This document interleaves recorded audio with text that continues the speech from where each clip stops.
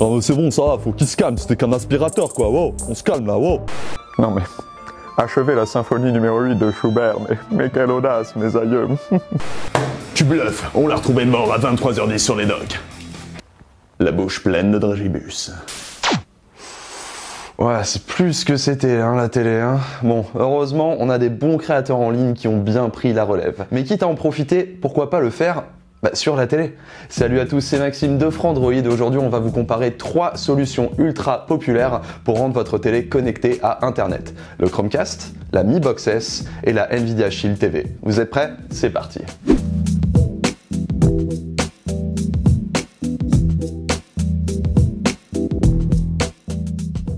Commençons par le Chromecast, qui est clairement la solution la plus populaire. Il s'agit d'une petite clé HDMI que vous pouvez brancher sur n'importe quel téléviseur et que vous devez ensuite connecter à votre réseau Wi-Fi domotique. Une fois que c'est installé, vous n'avez plus grand chose à faire en fait. Vous avez juste à utiliser votre smartphone Android ou iOS connecté au même réseau Wi-Fi, lancer une vidéo, appuyez sur la petite icône Chromecast et pouf, ça apparaît sur votre écran de télé. De nombreuses applications comme YouTube ou Netflix sont compatibles et c'est clairement d'une simplicité enfantine à utiliser. C'est la solution qui conviendra au plus grand nombre pour connecter son téléviseur. Il n'y a qu'un petit défaut avec le Chromecast, c'est que vous êtes obligé d'utiliser votre smartphone pour le contrôler. Ce qui veut dire que des fois on s'en mêle les pinceaux. Par exemple, quand on veut monter le son sur une vidéo qu'on regarde sur les réseaux sociaux et qu'au final ça monte sur la télé, on n'arrive plus à retrouver le truc, etc. Bref, pour l'avoir utilisé, on peut parfois s'en mêler les pinceaux. Le Google Chromecast 3 est vendu aux alentours de 40 € dans toutes les bonnes boutiques, que ce soit en ligne ou physique.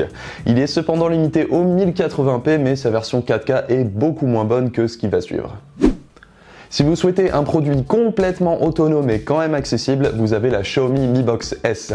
Il s'agit d'un petit boîtier qui tourne sous Android TV et qui vous permet de retrouver l'intégralité de l'écosystème Android mais adapté au format télé. La Mi Box S est vraiment totalement autonome, elle a d'ailleurs une petite télécommande fournie.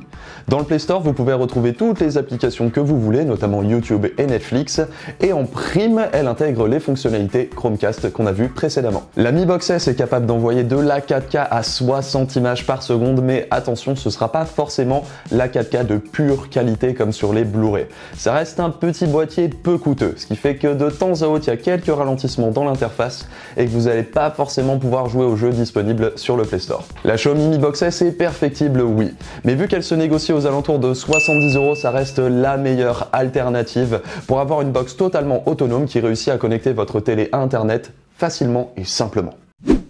Vous cherchez le top du top, la crème de la crème, the top of the pop. Cherchez pas plus loin, c'est la Nvidia Shield TV qu'il vous faut. Le boîtier ultra puissant propulsé par le Tegra X1 vous permet de retrouver la 4K à 60 images par seconde avec HDR et son Dolby Atmos, absolument tout ce que vous voulez. Mais c'est pas tout, puisque sa puissance lui permet de jouer à quasiment tous les jeux qui sont disponibles sur le Play Store, mais aussi en cloud gaming grâce au service GeForce Now donné par Nvidia. Avec son port Ethernet intégré, vous êtes sûr de tirer le meilleur de votre connexion internet. Mais c'est pas tout, parce que le Shield TV peut servir de serveur Plex qui va vous permettre de partager toute votre bibliothèque vidéo sans fil avec tous les appareils de votre maison. La Shield TV est un véritable monstre et la solution la plus pérenne que vous pouvez trouver pour connecter votre télé. Mais attention, ça a un coût quand même, parce qu'elle se négocie aux alentours de 200 €. C'est clairement le boîtier le plus cher, mais vous allez le garder longtemps avec vous.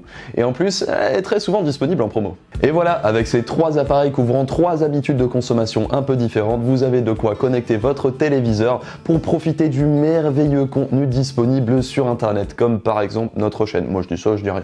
D'ailleurs, merci à tous d'avoir suivi cette vidéo. N'oubliez pas que vous pouvez retrouver les tests de ces 3 produits dans les liens de la description. N'hésitez pas également à vous abonner pour ne rater aucune de nos prochaines vidéos. Et quant à moi, je vous fais des bisous et vous dis à bientôt